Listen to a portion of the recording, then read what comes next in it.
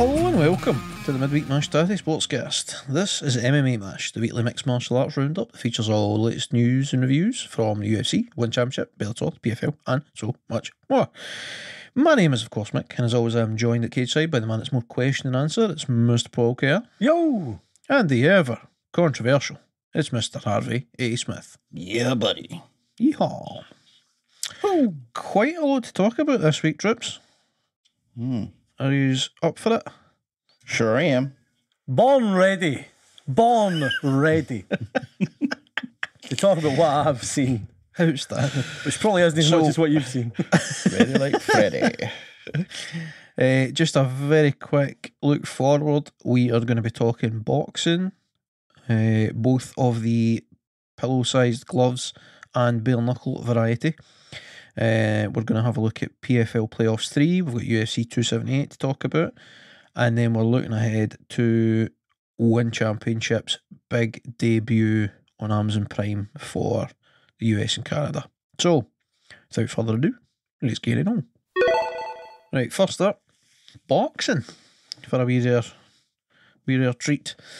Although, I don't know if I would call it a treat, to be fair. So, of course, we had last night for us, Saturday, August 20th, right? Saturday, August 20th, over in Jeddah, and what's that, Saudi Arabia? Is that right? Yes, the magical kingdom of Jeddah. We had the big rematch, Alexander Usyk versus Anthony Joshua 2, and I got to say I didn't enjoy it too much. Obviously, spoiler alert, Alexander Usyk picking up the split decision victory. What did you make it, lads? I really wasn't that surprised. I think would probably be my take from it. I just thought that in a world where styles make fights and certain styles kind of overcome others, I just think Usyk had his number again. Yeah, I don't know if that's to say that Anthony Joshua maybe showed a bit. I feel there's an arrogance in Joshua that he thought he believed that he could be the better boxer here. What, like, for me, as a much bigger man, why is he not just big man in him, like making it dirty, making it more a battle of size and taking the style out it would be my question. I'm not sure if I've spoke about this before or not. I feel like I might have, but Anthony Joshua's got a similar trait that a lot of the truly great combat sports athletes have got, and it is that sort of ego and this will to test themselves against different styles and to go in with that sort of same style and beat them at their own game. But the problem is for Joshua, he's not really got the ability to do that. Like, that's exactly it. He can go in heavy and he can be a bruiser and a bully, or he can go in a bit lighter and he can be a technician that just happens to be a giant. But he can't be this super technical boxer like Usyk is. He can't be light in his toes for 12 rounds. He's just too big for it. Yep. And he showed there was 2 rounds. I think it was at 8 and 9. It was either 8 and 9 or 9 and 10. I can't remember. Yes. But there was 2 rounds where he did what he should have been doing the full fight. Going forward, being the bully, big body shots, opening up the head shots, just being big and aggressive and taking control and no letting Usyk dictate the pace, leading the dance, which is really hard to do against Usyk. But he only managed it for 2 rounds and then he was gassed. I mean, because it was late on. Well, that's a factor. He always gasses at that point, isn't he? Aye. But, I mean, to be honest, it's easy for us to sit here and say that that's what he should have done. Yep. Because Usyk moves so well, so fast. Oh, he is. He's quick, right, on his feet. Yep. So, like, yes, in theory, Joshua should just go in there and bully him, walk him down.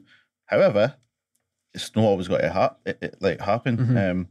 Usyk's just going to do a wee shimmy and then he's back out into the centre of the ring again.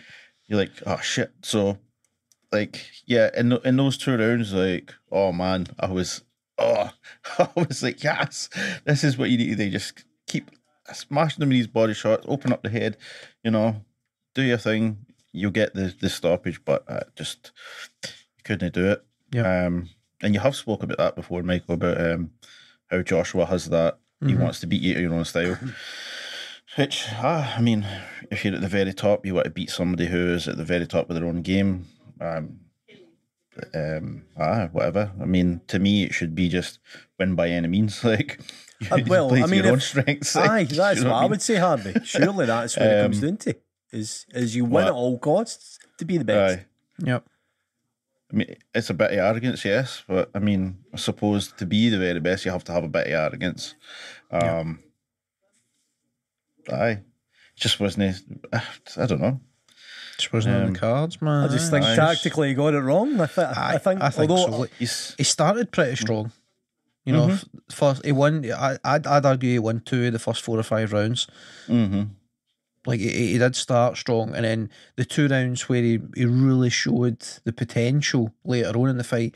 If he had stuck them onto the back of the 2 rounds where he was controlling things and the momentum was on his side, maybe it would have been a different story. But then at the same time, that could have led him to coming out in the 4th or the 5th round or whatever it was, being absolutely knackered and having more than half a fight to go.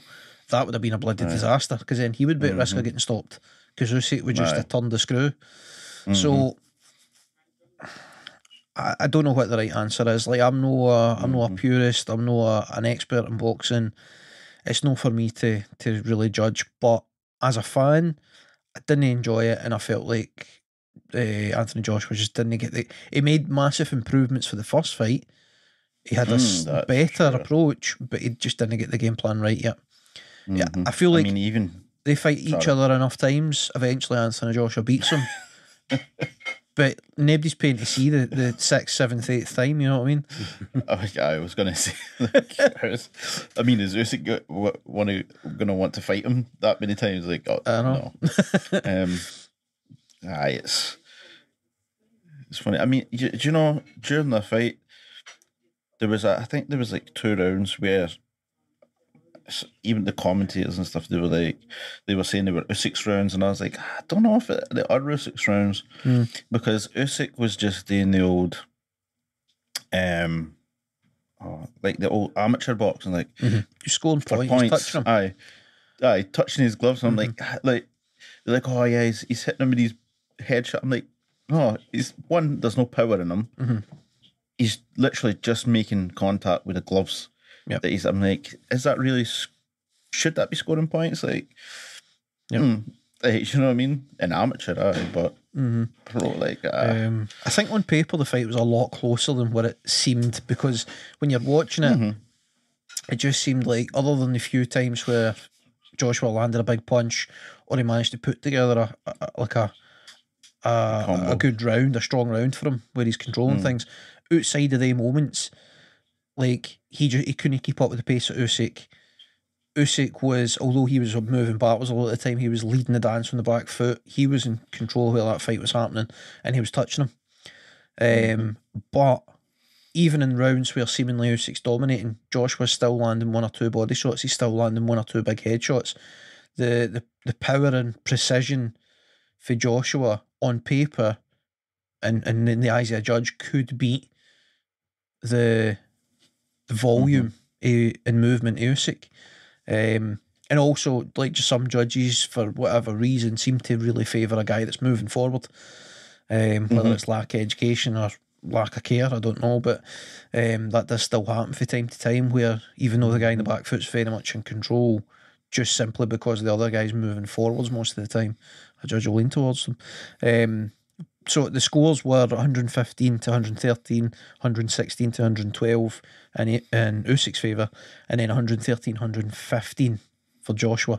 I don't necessarily agree with that final score. Nah. I don't know. Close fight on paper, but seemingly Usyk's miles ahead of Joshua. So before we move on for that, just quickly, Usyk obviously retaining the WBA, WBO and IBF titles that he had going in, that he previously won from Joshua, and he also now owns the Ring heavyweight title that was vacated by Fury just a week or so ago. Who he'll not fight next. So Fury was immediately on Twitter after this, He'd been watching it in a local pub, it would seem, and he was immediately on Twitter with a wee video laughing at the fight, saying it was a terrible fight and that he would annihilate the two of them in the same night, saying that the Gypsy King is here and he's never going to go away or something like that. So seemingly he's hinting that what we expected is true. He's no actually retired. It's all keeping his name in the press, and he intends to now fight with him still owning the WBC title. Seemingly he's now going to fight Usyk. That seems to be his mindset. And Usyk, I didn't actually see this, I read it, I missed it in his interview, but apparently in his post-fight interview he stated that he would either be boxing Fury or he wouldn't be boxing in his immediate future. Like, I think basically with everything going on in Ukraine, the only thing that's going to pull him away from helping his country is the big fight with Fury, which is totally respectable. Aye.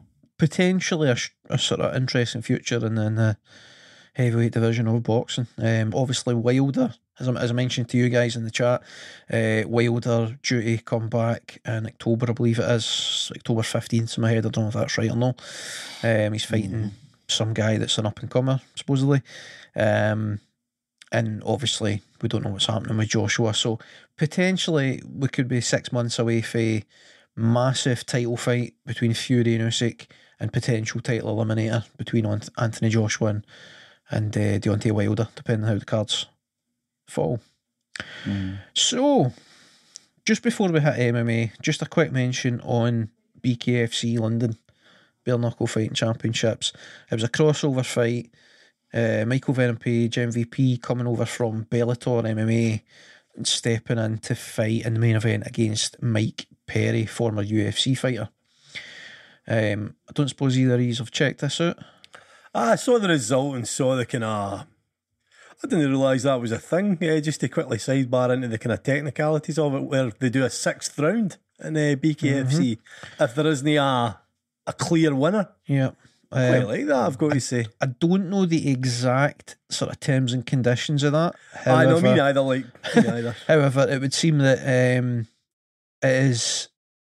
so in BKFC they have this thing where they have 5 2-minute rounds.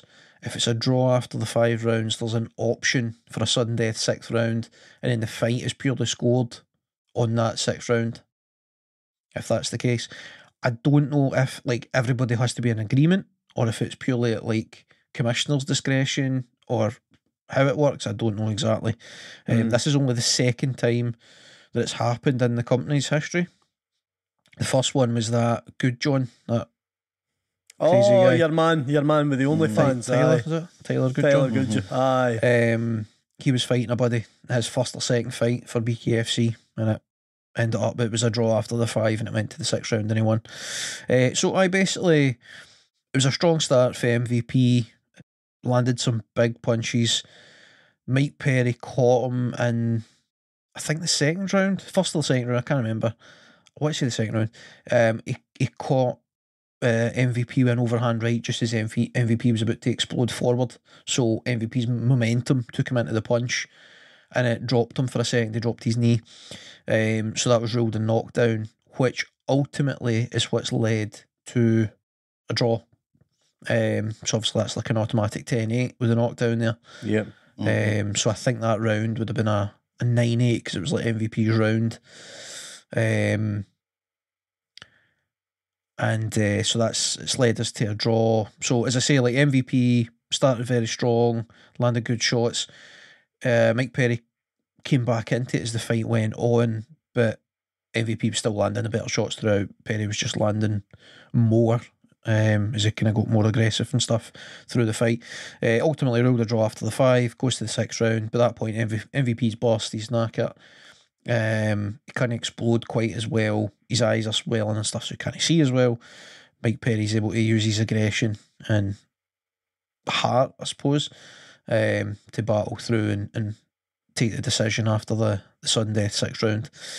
I think ultimately the problem here for MVP was the size of the ring. He could never get away from Perry long enough to pick his shots the way he wanted to. When he's in the cage fighting for Bellator, he's got tons of space. He's a master of distance, so he's seemingly too far away to hit you and you feel safe, but he explodes forward with that kind of points karate style, covers distance at a rapid pace and lands big shots. Couldn't really do that so well in the small circular ring that they have in BKFC. His style, I'm sure it could win him a lot of fights in BKFC, but against sort of tough guys that are really hard to finish like Mike Perry, it's going to be a problem for him if he was to fight there again, just down to the size of the arena he's fighting in that ring. But aye, so it was interesting. It was a bloody scrap, as you would expect for BKFC, but I don't know what it really does for either fighter. I suppose it's a big name for Mike Perry, but I don't know. It was a weird kind of sort of, I was going to say freak show. That doesn't seem fair. What's a better phrase? I don't know. I'm struggling. Exhibition. It was an interesting exhibition. There you go. Exhibition. It's just on the tip of my tongue. Right, so MMA PFL playoffs 3. I'm not going to, similar to the last week or two, I'm not going to recap the full card. Just want to cover the actual playoffs. So we had Brendan Lucknane versus Chris Wade and Bubba Jenkins versus Ryoji Kudo in the men's featherweight division. And then we had Larissa Pacheco and Olena Kolesnik and Kayla Harrison versus Martina Jindrova in the women's lightweight division. Did you see any of the action? No. Not something I would check out, unfortunately, mate, no. Okay, so just quickly then, Brendan Loughnane and Chris Wade, really entertaining 3-round fight, unanimous decision for Loughnane. Really fun fight, bit of a grudge match. They did not like each other going in. Possibly the best fight in that card. It was a pretty fun fight. So Brendan going through there for the featherweight division, and then Bubba Jenkins versus Ryoji Kudo. Just phenomenal performance for Bubba. Bubba Jenkins, just total like grappling dominance. 2 or 3 takedowns, and then submission all within 2 minutes. Pretty dominant grappling. Jenkins and Loughnane are good friends, it would seem. I'm not sure if they've trained together before or what. So it's kind of interesting, the two of them going into the final. They were sort of hugging and congratulating one another in the cage after Loughnane's performance. They're seemingly pretty happy to be the two that's in the final. In the women's side, women's lightweight, Larissa Pacheco just flattened Olena Kolesnik. Just over 2 minutes it took her in the first round. TKO for punches. That lady is a beast, man. And then the main event of the night was Kayla Harrison versus Martina Jindrova. Very dominant grappling performance for Harrison. She only threw, I think, 1 strike standing.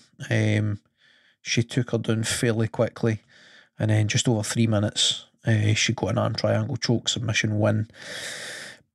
Kayla Harrison sort of getting back to her kind of best here. She's not looked great in this year's tournament, but this was more what she's known for. She's fought Pacheco twice before, I believe, and won by unanimous decision both times. She's not been able to finish her, but Pacheco seemingly is better than ever. She's very reminiscent of Chris Cyborg. She's like kind of Chris Cyborg 2.0, man. She's a very powerful, fast striker. So it's an interesting matchup, but at the same time, Harrison's beat her by decision twice before, so I don't know how much I don't know if the improvements made by Pacheco are enough, but at the same time, with the punching power that she's got, like seemingly she's always got that puncher's chance. She could catch Harrison going in for a takedown or something. So interesting. I don't yet know when the finals are, so I'll let you know in a year when the finals are going to be and where they're going to be. Aye, so it'll be an interesting matchup. The most interesting thing actually out of it all was that Kayla Harrison was really fired up in her post-fight interview, and she kind of cut a wee bit of a promo, and she was going on about she was calling out the 3 Brazilians and saying like she's the I forget now. I don't know if it was the baddest woman or the best woman or the whatever woman in fighting or however she phrased it. And she said that if any of the 3 Brazilians would take their tracksuits off and come and step in the ring where she would prove it, something along those lines. So basically she's referencing Amanda Nunes, Chris Cyborg and Larissa Pacheco.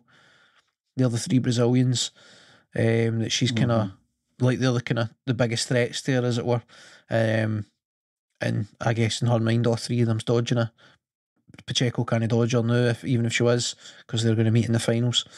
How are we doing for? Not bad for time of the day, touch wood. So moving on, moving on to UFC 278. Did you see much of this? I seen the main card. Main card Harvey it is this week. Main card. Boom, shakalaka. Main card Balti. German. Right, well, I'll run through the undercard quickly. I'll give you the highlights and then we'll go into the main card. So this was also Saturday night. Everything was happening on Saturday, man. It was a busy night for fights. This was at the Vivint Arena in Salt Lake City, Utah. Main event was Leon Edwards and Kamaru Usman for the welterweight title. So starting from the bottom, undercard opener was Victor Altamirano defeating Daniel Lacerda. This was a first round TKO, pretty damn dominant performance for our Victor, and he actually picked up a performance of the night bonus. That might be a first. I cannot remember a prelim opener, Fight Pass prelim as well, getting a performance of the night bonus. I don't remember that happening before. No, right at the start of the night. Aye. That's pretty cool. So I'm not saying that is the first, but I genuinely cannot think of anybody else winning a bonus in the first fight of the night. Next out, we had Iori Klieng defeating Jay Perrin, unanimous decision. Decent fight. Then we had Amir Albazi defeating Francisco Figueiredo. I guess I shouldn't have been. He was the favourite going in, Amir. But just because Francisco is the brother of Davison Figueiredo, who's obviously, what is he, flyweight? No, former flyweight champ. He's not the flyweight champ now, is he? Oh no, he is. He's Is he still champ? Oh no, he's out the now. Aye, there's an interim. That's what it is. So Francisco's the younger brother of Davison. But Amir Albazi was the favourite going into this fight, and he won by a one-sided grappling performance, ultimately rear naked choke submission. So I just expected Francisco, being Davison's brother, to, like, I don't know, have the game plan or the skill set to pull the surprise out here. But the betting favourite got the job done. Next out, we had Ange Lusa defeating AJ Fletcher. It was a pretty fun fight, I've got to say. I enjoyed that one. Unanimous decision for Lusa. Then, one of the more interesting fights of the night, one I would highly recommend you go and watch, lads. Sean Woodson, certainly in the first round, Sean Woodson versus Luis Saldana. Woodson's a guy who is seemingly very oversized for his division. He's, I think, 6'2", and he's got like a, what is it, something like a 78 inch reach, something like that, and he's fighting as a featherweight, I think, or bantamweight, one of the two. Like, so he's very light for his frame. So he's he's got crazy long legs. His proportions are wild, man. Oh, he's built like Daddy Longlegs. I've just looked up the guy, man. That is a Daddy Longlegs. The slender man. He's he's kind of like that. He's a pretty good grappler, so he is. Tough guy, decent striking, decent boxing, but very good grappler. I've been impressed by him in the past. In this fight, Luis Saldana was just quicker, much better striking, and he dropped Woodson fairly early on in the first and should have won the fight. And the only reason he didn't win the fight is because when Woodson hit the deck, Saldana ran in and hit him with a knee while Woodson was grounded. Seen it, he V-triggered? Aye, basically. V-triggered. He ran at him and threw a knee. So Woodson was given a few minutes to recover. Saldana was deducted a point for the illegal knee, and it allowed Woodson to get back in the fight. He controlled the second round. I say controlled. How do I phrase it? There was a lot of grappling in the second round. Woodson landed on the bottom, and he tied him up in his guard, and then he got a buggy choke. I've kind of spoke about this a few weeks back, because there was a finish, a submission finish that was wrongly attributed to being a buggy choke, and I think I tried to describe it. It's very hard to describe with just audio, so I'm not going to bother. However, it's this funky choke that doesn't look like it's doing anything, but it is a choke. It just looks like you're tying the guy up with your legs. So Sean Woodson applied a buggy choke, but because of the length of his arms and legs, he couldn't quite get it tight enough. So Saldana could not get out of it. He was proper tied up, but he also wasn't being choked. So most of the round played out. The referee couldn't intervene because it was a submission attempt. He kind of just stand them up when the one guy's in the middle of a submission attempt. So a good chunk of that round was kind of lost to that. Third round, more Saldana's round, controlled the striking. Ultimately, the fight was ruled a split draw. So one judge had it 29-27 one way, another judge 29-27 the other way, and then one judge had it 28-28. And it comes down to the point being deducted in that first round. Deducted. That's what So the Muppet throwing that knee not only cost himself the first round finish, he also cost himself a decision win. He also cost himself a 50k bonus, according to Dana White. Aye, that too. Aye. That's what Dana White said. He said that, well, I think his opinion was he thought it should have been stopped when your man dropped backwards.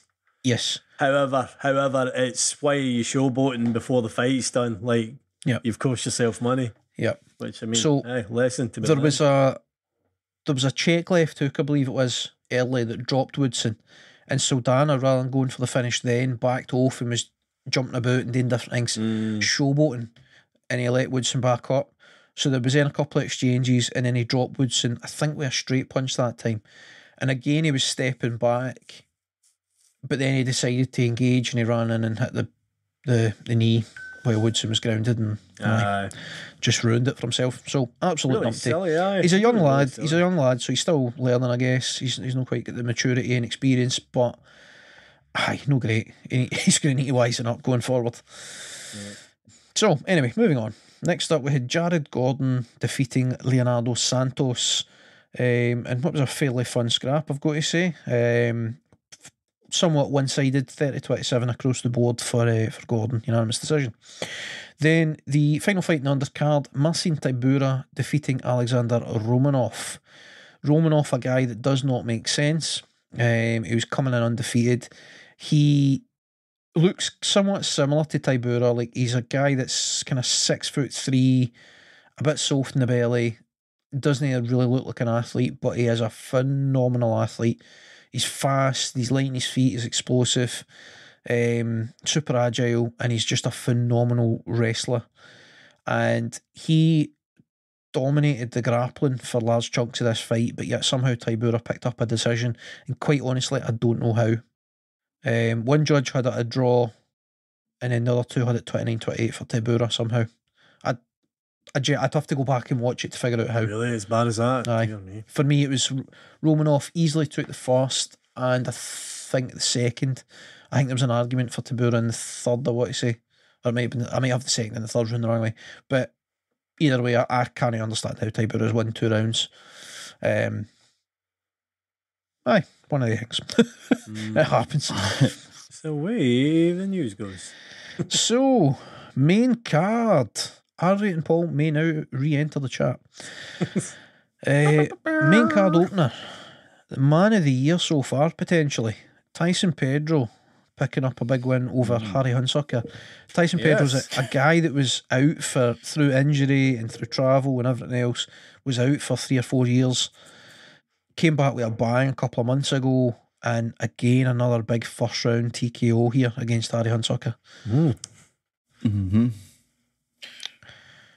Very impressive. It's a good fight, huh?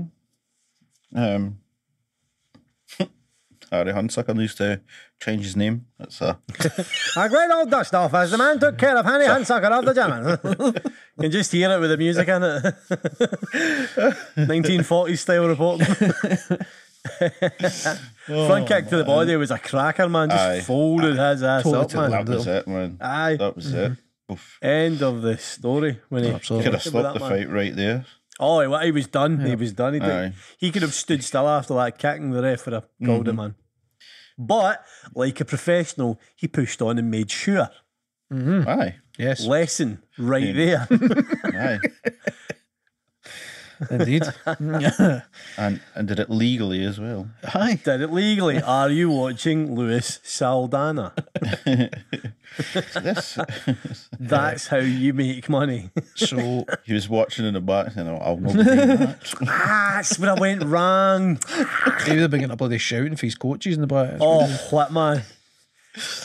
The future is bright for Tyson Pedro. Very interested to see what he can do in that division. I feel like he needs to be starting to challenge kind of top 10 guys, and let's see what he's got, because he's got a lot of hype on him now. Yeah. I remember being a fan of that guy earlier in his career before he dropped off the map. He had a lot of promise. He's good mates with like Tai Tuivasa and that. He's training with the crew in New Zealand now as well. He's Australian, the lad, but he's been training over with Israel Adesanya's coach. Anyway. So future is bright for Pedro. Next out we had Lucy Pudilova defeating Wu Yanan, second round TKO. No bad wee fight. Wasn't it, actually? Again, back and forth until the inevitable. Well, can't say inevitable, but until the end. That's what I mean. Sure. Yeah, they were swinging for a bit, man. I thought the first round was fairly back and forward. Like, I could have made an argument for both girls being in it until obviously the second round it sort of changed. Yep. Interesting that Padelova's coached by John Kavanagh. She is, aye. So she's, I believe, from the Czech Republic, I think it is. She's Czechoslovakian. But coached by Kavanagh. So she, for the last year or two, has been over in Ireland training with Kavanagh and the crew, which is interesting, So seemingly she's somebody that's had potential in the past, but now she's really putting her full game together and mixing things up. Her grappling when it hit the deck for a bit, her grappling looked very good. Aye. She looked very much in control. Her striking seems pretty decent as well, so interested to see what she can do.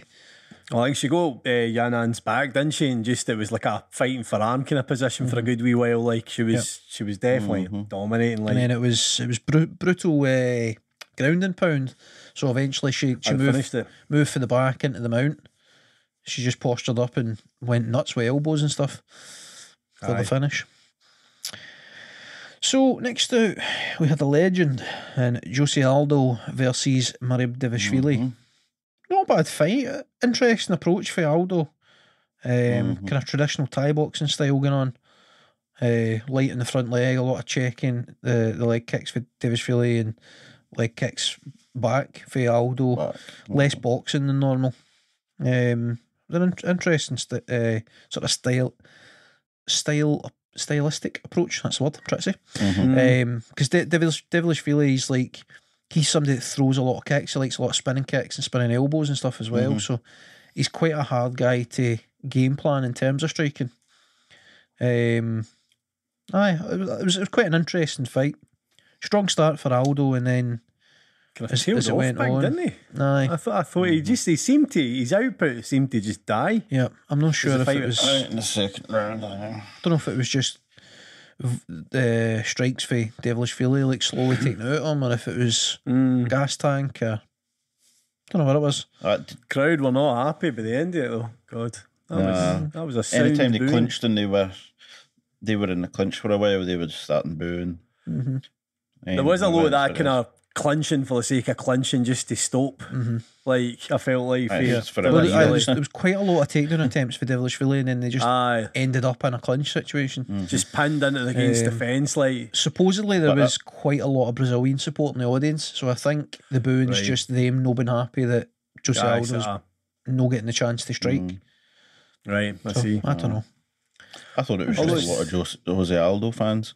Aye, But that Mirab, he I can't say his last name, so I'm just calling him Mirab. He doesn't tire that boy. No, he gets stronger as the fight goes on. I've noticed that before. He's one of the kind of guys where like he just slowly he starts at like a reasonable pace and then just kind of keeps. It's like downhill momentum. He just keeps going and going and going as the fight goes.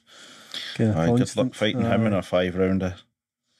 I'd be very interested to see him against somebody that can keep up with him in a 5-rounder to see what happens.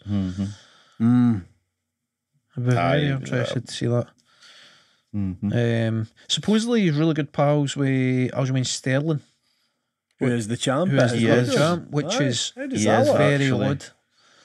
So Well, it's, Well, he was in his corner, wasn't he? he was in his Sterling. corner. Yep. But the story is that when he first moved to the States, he was looking for a gym and he just so happened to come upon the gym that Aljamain was training in. And I basically, I think he even said in his interview last night that he owes a lot to Aljamain because when he started training with him, he realised like how, what did he say, how amateur he was or something like that. He said his skill set wasn't that good, so it made him push on and train more and become. That's what he is interesting. now. So you got to wonder like what his plans are then. Like I wonder if he tries to go up a division or something because he's really kind of getting towards the top of the division now. Oh, really, fights left for him are the champion or Petr Yan. Really, like Chito Vera maybe. Like that's really it. Aye. Did you see that Jose Aldo? He said that if he had a good nutritionist, like way back in the day, he would have been fighting at bantamweight this whole time. I've seen him say that before. Aye. It's funny because he's a guy that the talk was always that he was going to be forced to go to lightweight because he really struggled with his weight cuts at featherweight. But the problem was that he was just doing it himself and his coaches. He didn't have a nutritionist or a performance coach that was helping him make weight. So once he decided, he decided to rejuvenate his career, he needed to go down in weight. And everybody's like, what are you on about, mate? You can't make featherweight. How are you going to go to bantamweight? But then he employed a nutritionist and hey presto, the pounds just come off him. He comes in a lot leaner and he's able to make weight and bother at bantamweight. It's wild. It's supposed to be the older you get, the harder it is to cut weight, but turns out he just wasn't doing it properly at all through his featherweight career. Aye. Yeah, it's wild. He was doing the old cling film. Wrap the glove. Aye. He's just trying to sweat it out like without changing his diet or anything.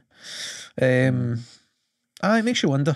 Like I don't know if that just shows how far the skill sets have progressed at the lower weight classes, or like was he just that good that despite his shite nutrition and training, he was just that much of a beast that he was the champion for so long at featherweight. Makes you wonder, man. So, co-main event, Paulo Costa, Luke Rockhold. Explain to me, lads, how this managed to get fight of the night. Sorry, was this fight of the night? It was somehow fight of the night. Is it? Is it because Rockhold was bleeding, or is it because of the colour, as they say in the wrestling business? I don't know, man. I do not know. Actually, I mean, to be honest, it was a good fight. I mean, it was alright, aye. It was crazy. It was wild. I mean, there you go. That's probably why you got fight of the night. But like skill set wise, like, to be honest, Costa, I don't know why Costa didn't finish Luke Rockhold. He could have, but he didn't. I think it's his own gas tank. I think because Luke Rockhold was as knackered as he was, it was sort of less noticed how knackered Paulo Costa was. He was also absolutely burst. You could see he was knackered and all, but I mean, he had several chances, but he just kind of just like, yeah. Is it the dramatics over the skill set then, possibly? I mean, I think that's what it is. The dramatic image of Rockhold getting carried to his stool for round 3 by his own corner, like it's an epic visual, I suppose, in a way. Like it's a movie moment visual, but it was like, I mean, there was moments in there where it was like visceral. It was like warrior mentality happening. Like when Luke Rockhold finally managed to mount Costa, and then he couldn't get his arms away from him to posture up, so he was just rubbing his bloody face in Costa's face. It's like something at a fight club. At the end of the fight, that's caveman shit. It's Tyler Durden in Fight Club bleeding over the guy in it. You don't know where I've been. But I mean that I didn't like that at all. No, like to me I was like, what are you doing? It's the end of the fight, and you're just like, oh, I came out today. My nose is pissing with blood. I'll just rub it all over his face. I'll disgust him. What's that? Like, I don't know, man. Costa time. Gods, it's honking. I mean, anyway. It was definitely incident packed. I mean, the Shoryuken to the nuts as well from Costa to Rockhold. That uppercut, good. Shit. Yeah, you did. You heard Shoryuken. I mean, let's be honest, it was pure Ryu. Shoryuken! Cracked him into the air, Smash. Man.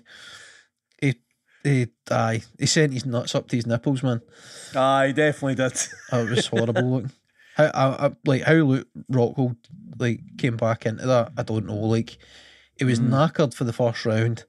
He got a hellish nut shot uppercut, man.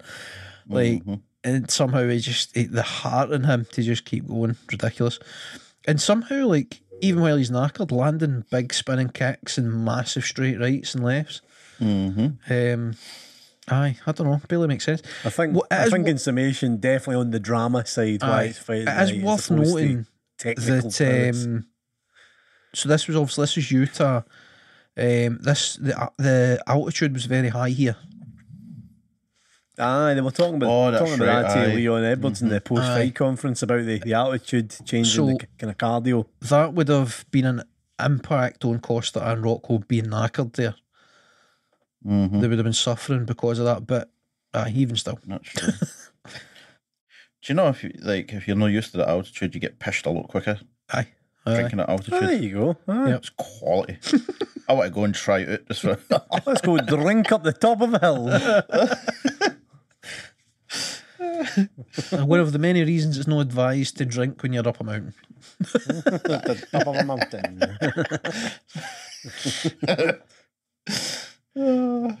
So, main event of the night. Main event.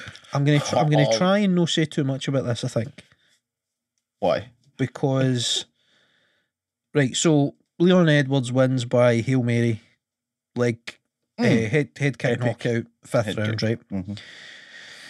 I'm not a big fan of Kamaru Usman, but I'm even less a fan of Leon Edwards. I think he's a prick, right? I'm not into him at all. So this one just bummed me out, man. So I just don't want to talk about it. Basically, I was in a bad mood after watching this. I'm in a huff with this, says Mick, the man reporting on MMA. Honestly, well, you see, the thing is, I was quite happy that Leon Edwards won. Right. Honestly, props to the guy.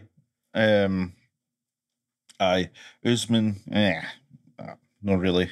This is like the equivalent of the arsehole, and I've been that arsehole in the past, but the arsehole in school or college or whatever who doesn't put any work in, doesn't study, but turns up for the test and gets an A. And gets in it. Aye. Like that, he didn't apply himself mentally in this fight. He was mentally broken early on in the fight. He had a strong first round, mostly through luck. We can talk about that in a second. And then from the second round, gets dominated. He's broken very early mentally. He's no interested. He's doing the bare minimum. He's surviving. He's no trying properly. Yet somehow turns up at the last minute when it's time for the test. He lands the head kick and he wins. Anyway, you need to give that head kick more respect, oh man, because he throws the punch to try to send him into the kick. It's very well done. Like the skill is there. The skill set was there for him to win the fight in the first couple of rounds. He's got the skills. The reason I don't like him is because he talks a big game, but then he's mentally weak and he always does the bare minimum, in my humble opinion. You can see it right through his UFC career. Since 2015, though, Mick. Go back and watch the fight with Nate Diaz. You know what I mean? Like, I get what you're saying. He's not the most to the decision when he could have pushed for a finish. Like, it rubs me the wrong way for whatever reason. I'm not a fan. So sorry. You go and discuss it. Right. So Harvey, how did you feel about the fight? Michael doesn't like him because he does the bare minimum. Okay. I can't hate the guy. What is I talking about? Usman, I know the best. 7 years straight. Like, not the greatest fan of Usman either. And then at the start of the fight, before the start of the fight, where Leon, when the ref's there explaining the rules and that, Leon Edwards is just standing up, and then Kamara's doing this, like coming. I'm like, what the like. I was just thinking to myself, like, Leon Edwards, just give him an uppercut, please. Like, the start of the start of the fight. When the referee was giving instructions and that, when Kamara was leaning over, like, I was like, what the like, try to get into his face. No. I call that the John Jones effect. Oh, John Jones. The posturing, the moving, the attitude, then the bell rings and he comes out with that kind of crawling thing. That's where I seen that. Aye. Because when he came out crawling, I was like, what is he doing? I mean, again, Usman's got the right to believe that he is the absolute boss of the division because he's not been beaten since 2013. Aye. So I get why he believes in himself that way. So he should, for 9 years. There's a way, believing in yourself, but doing shit like that, I'm not a fan of that. Like, just, you can be confident and all that, but don't do shit like that, And then, like, throughout the fight, when he was just try to swagger a bit and like, I was all right. Leon Edwards, actually, I thought that, he's tripped takedown, right? It was the first time that Kamaru Usman's ever been taken down. A bit of luck in that, but still, I thought then, I was like, this has got to be interesting to see what Usman does now, because, it's the first time he's been taken down. But, I mean, he dealt with it very well. Just, before you go on, right, let me very quickly clarify when I say luck, right? There's definitely an element of skill there in that takedown when he's tripped Usman, but he's caught Usman napping. Usman did not expect that for a second. That's no him shooting in for a double or a single or working on him in the clinch and then walking him in the right direction and catching him in a trip. Like, that's just him being an opportunist. So that's what I mean by the luck. But that's what a fight is, man. You've got to take the opportunities that are there. I mean, again, you've got to put respect in that ability to take your opportunities. Like, and that's what Leon Edwards has done here. He's capitalised on moments against who is the boss of the division. And he is, let's be honest, like, he's been dominant, Usman. For a long time. It was lucky he was in a position and then he got the takedown, you know what I mean? That's what I mean. That's what I meant by luck. Like, Kamara, like, dealt with that quite well, actually.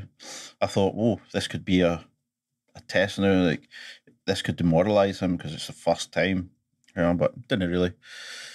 Then in the 5th round, again, before, like, Usman, I don't know what it was, if it was arrogance or what, but, like, Usman could have been in real control of that fight, like, a lot more. In the 5th round when he was just standing up, and, like, Usman should have used his strengths, like, you know what I mean, take him down, ground and pound him, do it, but he didn't. He chose to stand up because, in fact, actually, I remember watching an interview before, he was saying about Leon Edwards is upped his game with the wrestling, etc., but I've up my game with striking and yada yada.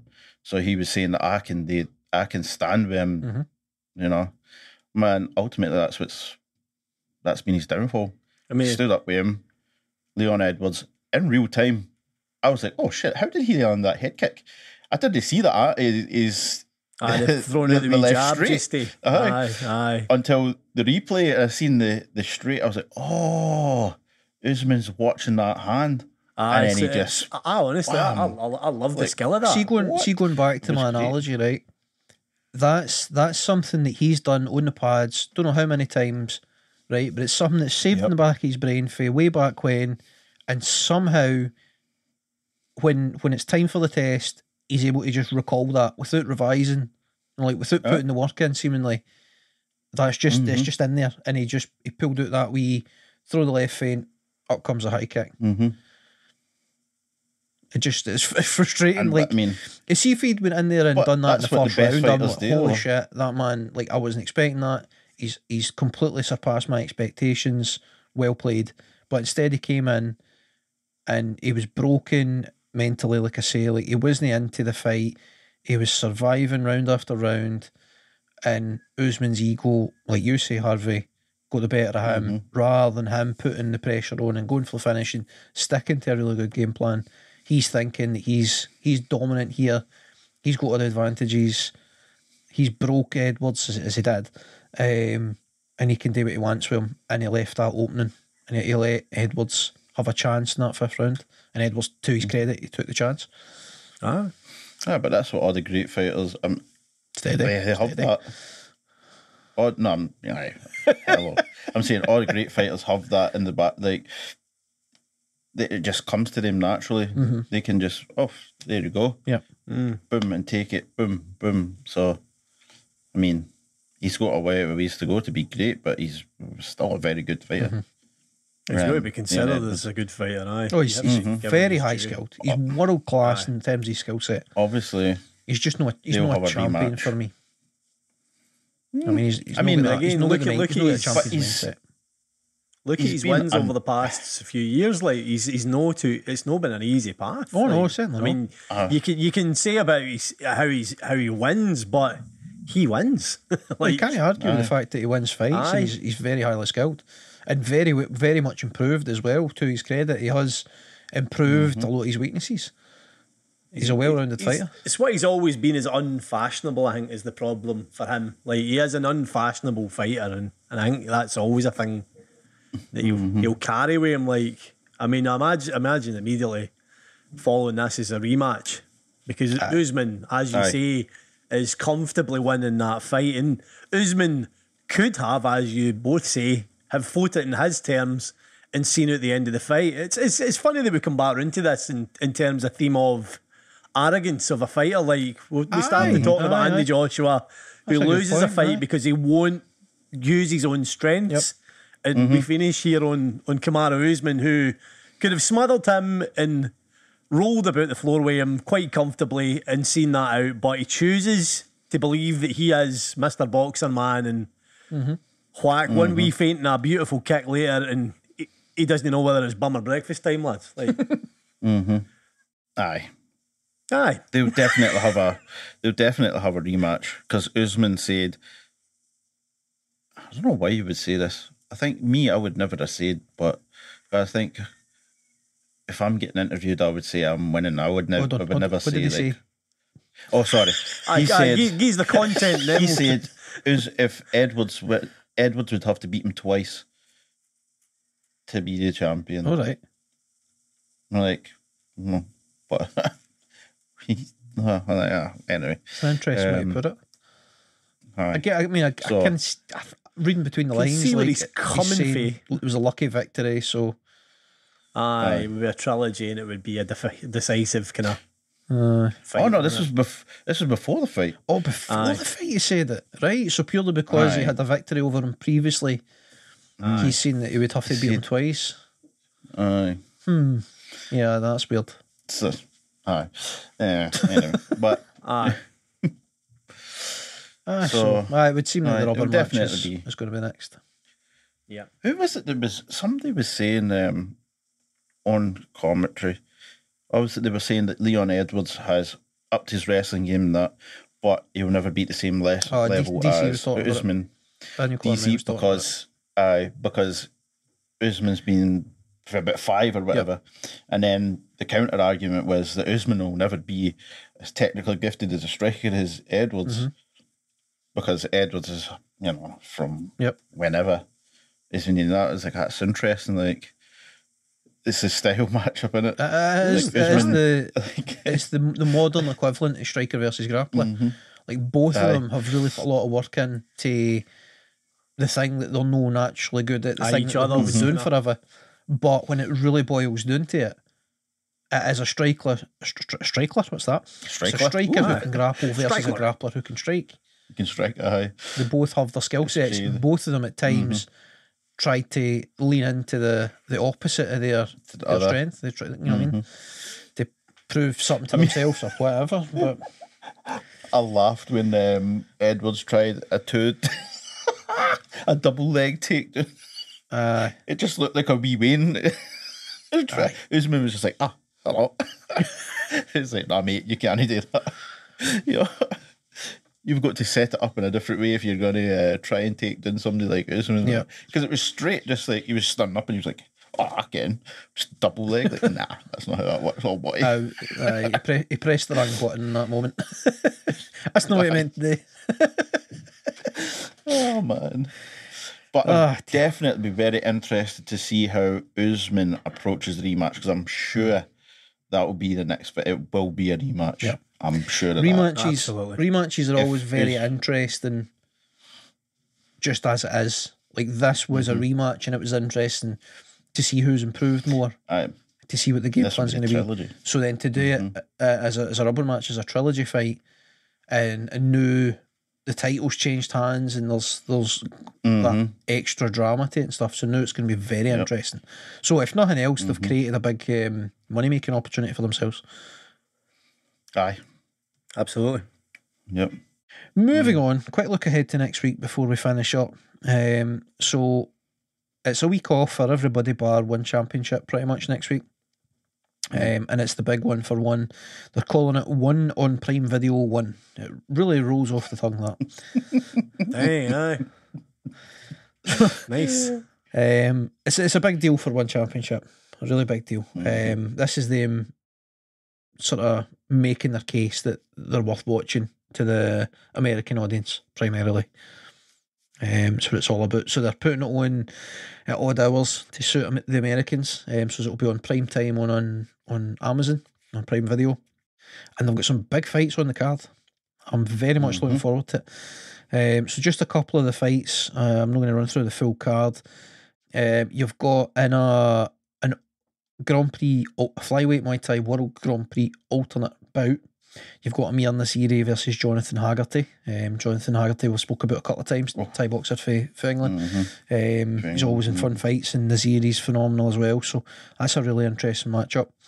You've got Super Leg fighting. He's taking on Walter Concalves for Brazil. So that's the actual Flyweight Grand Prix semi-final fight. You've got heavyweights in there. You've got Amira Alakbari and Mauro Cirilli, the Italian. That's a fun fight. You've got Bachecha fighting again, Marcus Omida taking on Kirill Grishenko for Belarus, which is a very interesting fight. Rod Tang is on the card. He's fighting Savas Michael for Cyprus, which is going to be a fun fight. Savas is very good. Rod Tang is Rod Tang, so that's going to be fun. Liam Harrison's fighting again. He's fighting for the Bantamweight Muay Thai World Championship. He's taking on Nongo Gayayangado. I have no idea how you pronounce that, man. Gayayangado, I think. Something along the lines. We'll just call him Nongo. So that's going to be hella fun. And the main event is the rematch between Demetrius Mighty Mouse Johnson and Adriano Moraes. Moraes is like this crazy talent who was able to knock out Demetrius Johnson for the first time in his career and take the belt off him. And DJ is obviously one of the best ever when it comes to MMA. So very interesting matchup. So I am very much looking forward to that. Moraes is part of ATT. Is he training the ATT? Is he? Did not know that. Yeah. Interesting. Very interesting. Cool. Happy? Happy days. Happy as Larry. Could not be happy. Yeah. Could not be happier. Christ. Right. Man. If you have been, thank you very much for listening. As always, I've been Mick, and they've been Harvey and Paul, and we've had a very good time. Hope you've enjoyed listening. Thank you. Cheery bye. See you again next week. You know that. Bye, driver. Ta-ta, driver. Bye. Cheery.